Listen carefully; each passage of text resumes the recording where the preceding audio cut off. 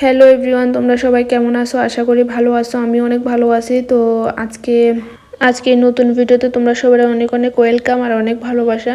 তো আজকে বেশি কিছু দেখাতাম না, একটা ছোট্ট মিনি ব্লগে কইতে পারো, একটা ছোট্ট ভিডিও শেয়ার করুম।